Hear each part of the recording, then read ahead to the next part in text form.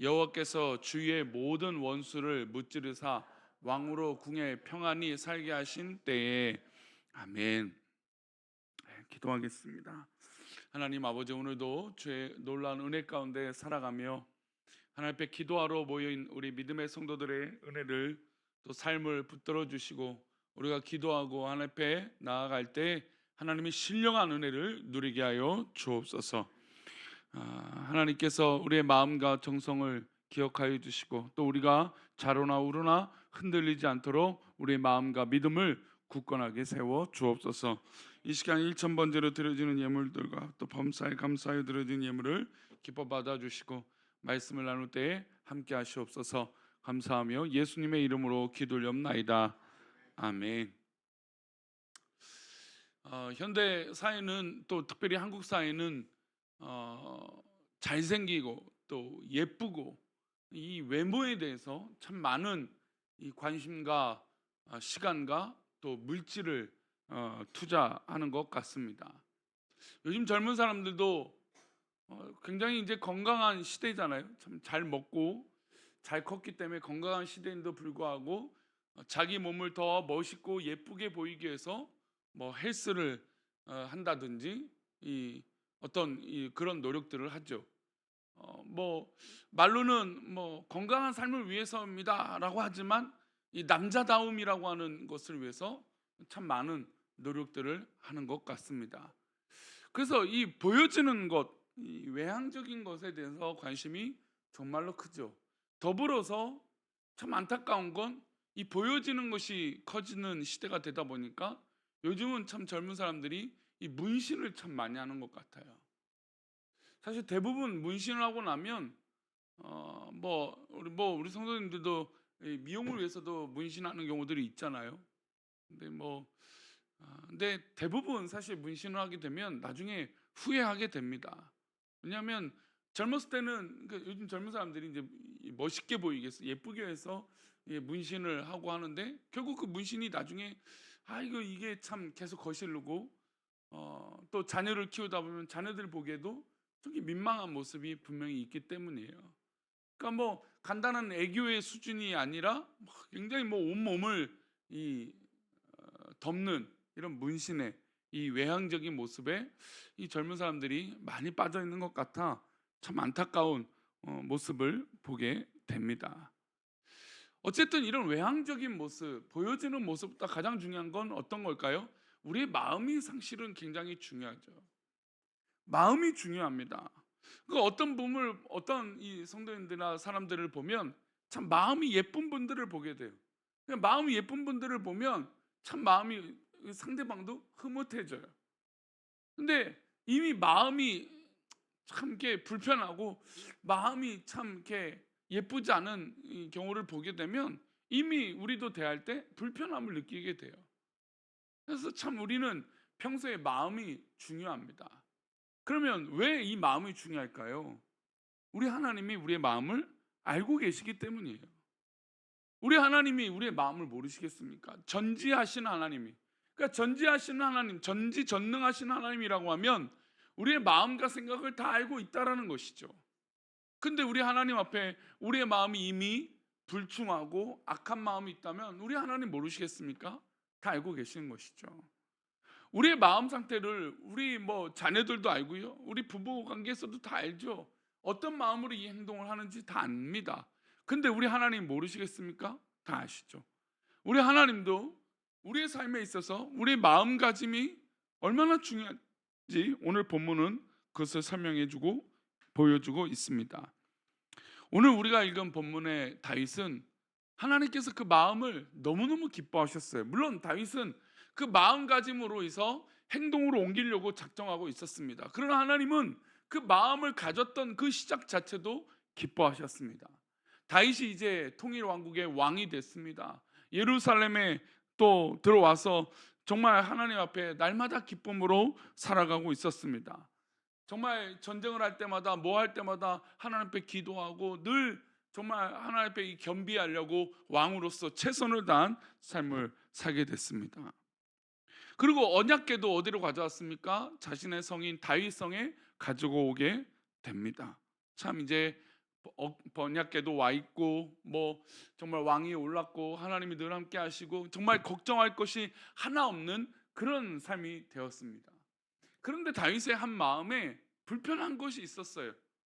바로 뭐냐면 자신은 이렇게 좋은 성에 있는데 하나님은 이 언약궤는 그렇게 좋은 곳에 있지 못하다라는 생각에 그 마음이 시작됩니다. 우리 1절 말씀 한번 보겠습니다. 그 마음이 어떻게 시작되는지 시작. 여호와께서 주의 모든 원수를 무찌르사 왕으로 궁에 평안히 살게 하신 때, 여호와께서 주의 모든 원수를 무찌르사 왕으로 궁에 평안히 살게 하신 때 하나님께서 주변의 이 원수들을 다 무찔러 주셨어요. 그리고 보니까 자기가 왕이 됐는데 이 왕으로서 이 궁에 너무너무 평안히 잘 살고 있던 것이죠. 사실 잘 살고 있으면 이 평안함을 모든 사람들은 웬만하면 누리고자 합니다. 왜냐하면 불편한 거 없고 어려움 없으니까. 우리 한국 사회가 사실은 이래서 병들기 시작한 거죠. 하나님께서 이 나라 이 민족을 잘 살게 하시고 모든 원수들을 무찔러 주시고, 사실 그 이 북한과 이 남한의 어떤 그런 이 결정적인 차이도 바로 믿음의 성도들이 있었던 것, 또 하나님을 믿던 믿음의 사람들이 중심을 잡고 있었던 것, 이 극명한 차이로 정말 이렇게 잘 사는 나라가 됐던 것입니다. 근데 이렇게 평안하니까 어떻게 됩니까? 우리 인간들이 삐뚤어지기 시작하죠. 그러니까 인간들은 평안하고 뭔가 내가 잘 되었을 때 뭔가 더 잘하는 것이 아니라 어떻게 될까요? 삐뚤어지고 죄악에 물들게 된다라는 것입니다. 나는 이렇게 백항목에서 이 만든 궁에 이렇게 평안히 살고 있는데 우리 언약궤는 지금 그냥 휘장 아래에 있구나라고 하는 마음에 하나님 앞에 그 마음을 서게 되게 됩니다. 우리 2절 3절인데요 보겠습니다. 왕이 선지자 나단에게 이르되 볼지어다 나는 백항목 궁에 살거늘 하나님의 궤는 휘장 가운데 있도다. 나단이 왕께 아뢰되 여호와께서 왕과 함께 계시니 마음에 있는 모든 것을 행하소서 하니라. 지금 다윗 왕이 나단 선지자를 불러놓고 야 나는 이렇게 백항목 좋은 궁에 있는데 언약궤는 어떻게 저렇게 하나님의 궤는 저런 천막 휘장 아래 있는 것이 내가 너무나 불편하다, 내가 너무 마음에 안 좋다라는 얘기를 선지자에게 합니다. 그랬더니 이 선지자가 듣고 너무너무 기뻤죠. 그래서 실제로 하나님께서 왕과 함께 계시니 마음에 있는 모든 것을 행하라, 문제 없다, 그냥 다윗이 행할 수 있는 모든 것을 행해도 괜찮다라고 하는 축복을 하게 됩니다. 그런데 하나님은 다윗의 이 마음만 받으시고 다윗에게 성전을 짓게 하지 않으십니다. 그의 아들 솔로몬에게 짓게 하시죠. 그 이유는 무엇입니까? 역대상 22장 7절과 9절에 보면 그 내용이 나옵니다. 보겠습니다. 다윗이 솔로몬에게 이르되 내 아들아 나는 내 하나님 여호와의 이름을 위하여 성전을 건축할 마음이 있었으나 여호와의 말씀이 내게 임하여 이르시되 너는 피를 심히 많이 흘렸고 크게 전쟁하였느니라. 이어서 보겠습니다. 내가 내 앞에서 땅에 피를 많이 흘렸은즉 내 이름을 위하여 성전을 건축하지 못하리라. 보라 한 아들이 내게서 나리니 그는 온순한 사람이라. 내가 그로 주변 모든 대적에게 평안을 얻게 하리라. 그의 이름을 솔로몬이라 하리니 이는 내가 그의 성전의 평안가 안일함을 이스라엘에게 줄 것임이라. 다윗에게 왜 성전을 짓게 하지 못하셨습니까? 다윗이 전쟁을 많이 했고 피를 많이 흘렸기 때문이에요.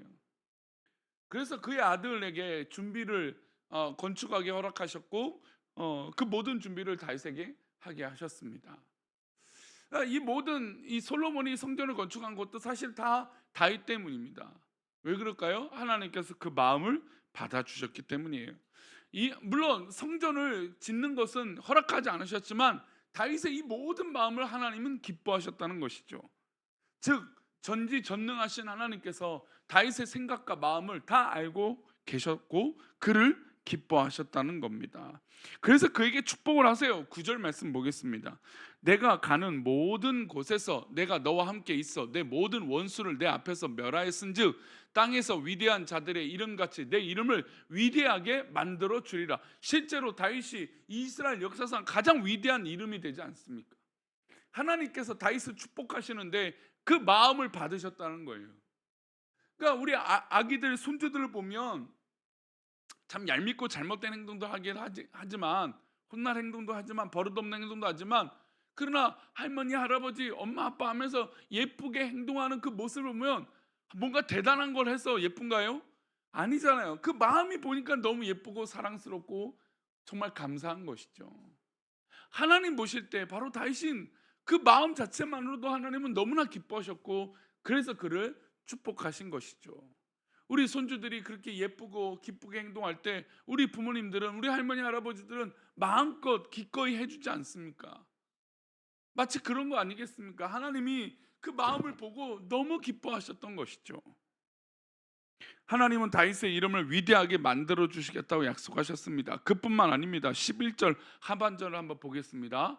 여호와가 또 내게 이르노니 여호와가 너를 위하여 집을 짓고, 하나님은 하나님께서 하나님의 집을 짓고자 하는 다윗의 그 마음을 받으시고 반대로 다윗의 집을 지어 주시겠다라고 약속하십니다. 다윗이 하나님의 전을 짓겠다고 약속했는데 오히려 하나님이 다윗을 위하여 집을 짓겠다라고 하신 것이죠. 이뿐만 아닙니다. 16절을 보겠습니다. 16절입니다. 내 집과 내 나라가 내 앞에서 영원히 보존되고 내 왕위가 영원히 경고하리라 하셨다라. 이 말씀은 무엇일까요? 바로 예수 그리스도께서 다윗의 가문 가운데 탄생하신다는 것입니다. 인간의 역사는 끝이 나지만 하나님의 역사는 끝이 나지 않죠. 바로 다윗의 가문을 통하여 예수 그리스도가 이 땅에 오시는, 영원히 세워주시는 놀라운 은혜를 허락하신 것입니다. 예를 들어서 우리 가문에 예수님이 태어나신 가문이다. 얼마나 뿌듯하고 대단한 일입니까? 그렇죠? 다윗이 바로 그런 가문이 된 겁니다. 어떤 것 때문에 이 일이 이렇게 되었습니까? 바로 다윗이 하나님을 위해서 전을 지어야겠다, 성전을 지어야겠다, 그 마음만 먹었는데도 하나님은 기뻐하셨던 것이죠. 첫 삽을 뜨지도 않았습니다. 다윗이 살아 생전에. 그러나 솔로몬을 통하여 하나님은 그 일들을 이루시고 그 역사들을 다 이루셨습니다. 다윗의 이 마음가짐 때문에 일어난 일들이죠. 사랑하는 성도님들은 어떤 마음을 품고 계십니까? 사람들은 우리 마음을 또 알고 있는 것 같지만 또 우리 중심을 알 수 없습니다. 내가 어떤 마음을 가지고 신앙생활 하든지, 내가 어떤 마음을 가지고 오늘 하루 살아가든지, 또 어떤 사람을 만나고 어떤 이야기를 하는지 다 알 수 없습니다. 그러나 우리 하나님은 알고 계시죠. 그러니 우리 마음과 생각과 우리 말 한마디가 정말 우리 중심이 하나님 앞에 있기를 축원합니다. 우리가 드려지는 그 기도가 하나님 앞에 정말 잘 중심 가운데 있을 때 하나님은 분명 우리를 기뻐하여 주실 줄 믿습니다. 우리 마음을 속이지 마십시오. 우리 마음을 거짓되게 만들지 마시고 우리 마음을 진실하게 하나님 앞에 서가십시오. 그게 바로 믿음입니다. 우리의 믿음은 다른 곳에 있지 아니하고 하나님 앞에 있는 것이죠. 그러니 우리의 믿음의 시작과 생각의 모든 이 마음가짐이 복되고 선한 것으로 채워지는 그런 복된 하루가 되시기를 축원합니다. 기도하겠습니다. 하나님 아버지,